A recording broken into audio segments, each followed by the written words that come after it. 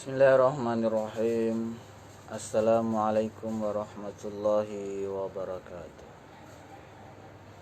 Alhamdulillah, wassalatu wassalamu ala rasulillah Sayyidina Muhammadin wa ala alihi wa sahbihi wa mawala.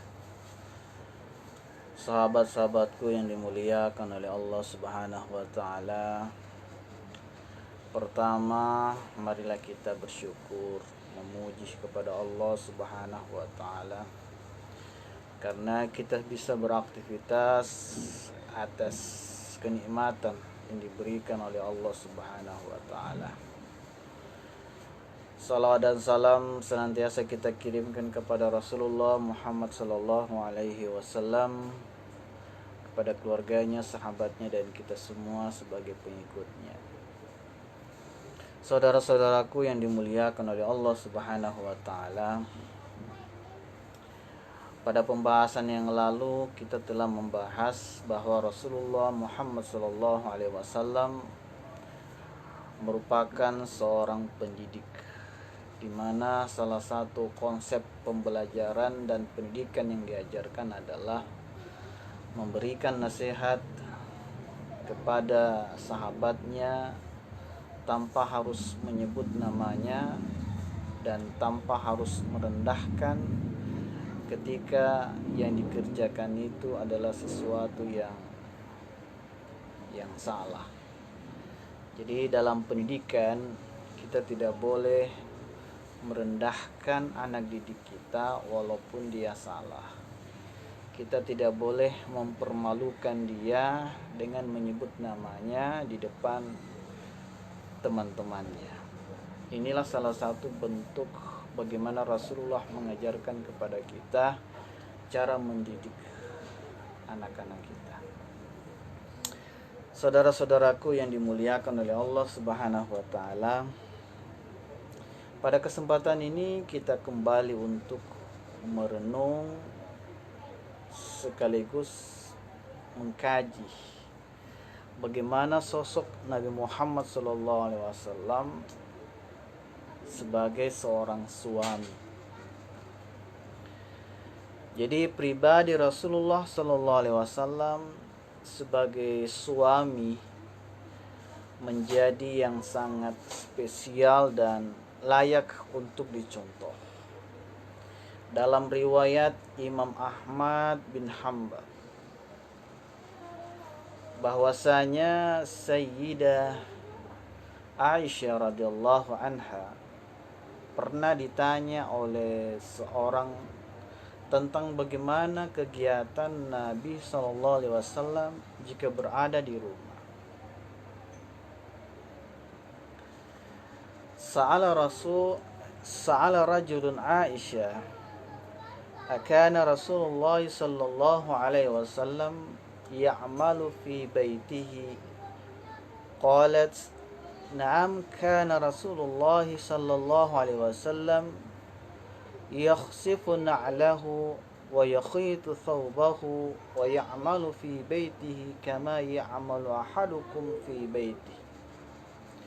Jadi seseorang bertanya kepada Sayyidah Aisyah radhiyallahu anha, apakah Nabi sallallahu alaihi wasallam juga bekerja di rumah?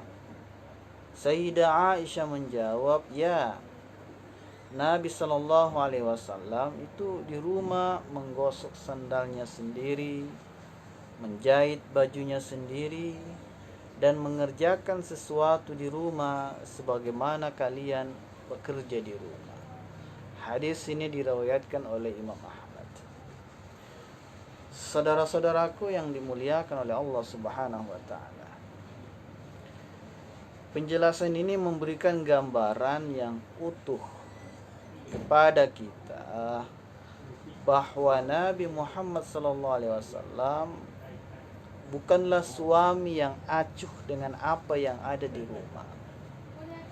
Beliau SAW walaupun sebagai kepala rumah tangga, akan tetapi posisinya tidak beliau gunakan untuk berleha-leha dan memberatkan istrinya.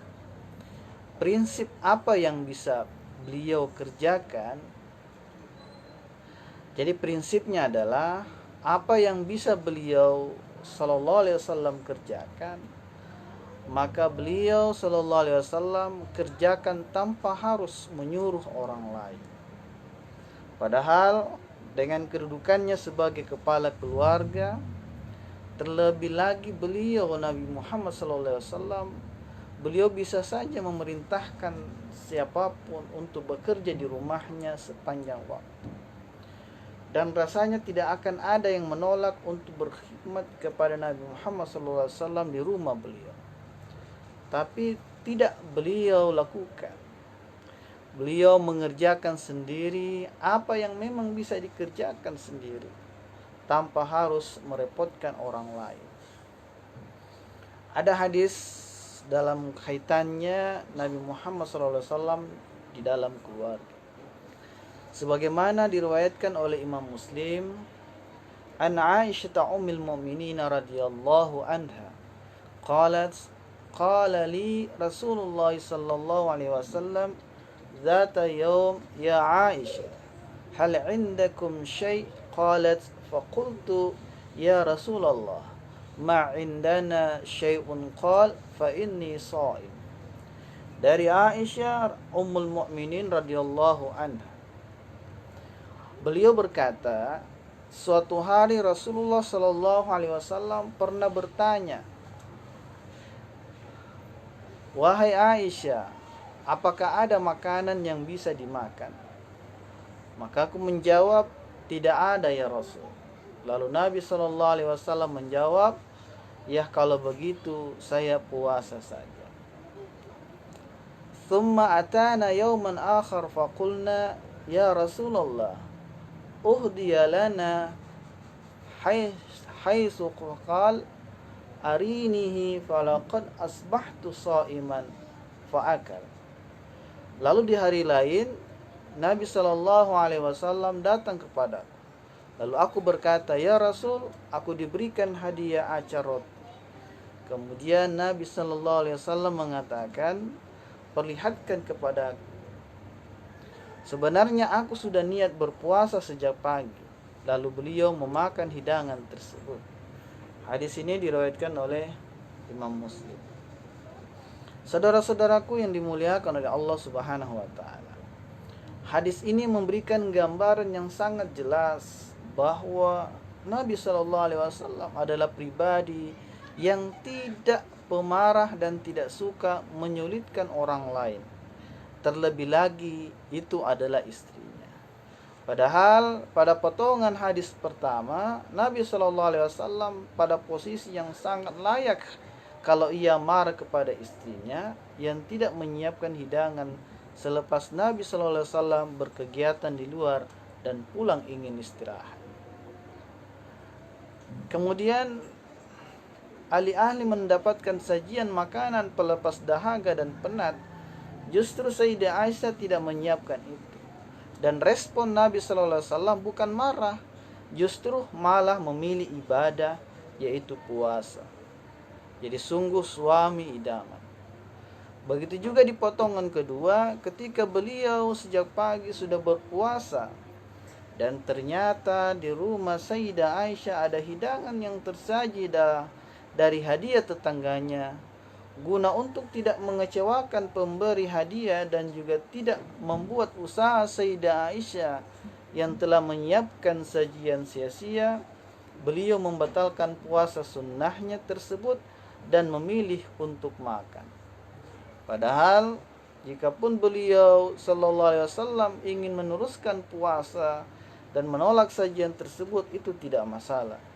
Sayyidah Aisyah pun rasanya tidak akan marah juga. Toh Rasulullah sallallahu alaihi wasallam adalah suami dan nabi. Tapi beliau sallallahu alaihi wasallam memilih untuk tidak mengecewakan orang yang telah berbuat baik kepada beliau. Saudara-saudaraku yang dimuliakan oleh Allah Subhanahu wa taala. Itulah gambaran bagaimana sosok Rasulullah Muhammad sallallahu alaihi wasallam sebagai seorang suami dalam kehidupan berumah tangga. Mudah-mudahan sosok inilah yang patut untuk kita teladani bagaimana Rasulullah digambarkan oleh Aisyah bahwa Rasulullah sallallahu alaihi wasallam beliau menjahit bajunya sendiri, mengerjakan sesuatu di rumah sebagaimana kita bekerja di rumah, bahkan beliau menggosok sandalnya sendiri. Artinya Rasulullah sallallahu alaihi wasallam tidak memberatkan kepada Aisyah selama beliau mampu untuk mengerjakannya sendiri. Mudah-mudahan ini menjadi renungan buat kita semua agar senantiasa menjadi orang-orang yang memiliki kepribadian, apalagi sebagai seorang suami yang senantiasa dirindukan dan dicintai oleh keluarga kita. Wallahu musta'an, wabillahi taufiq wal hidayah. Wassalamualaikum warahmatullahi wabarakatuh.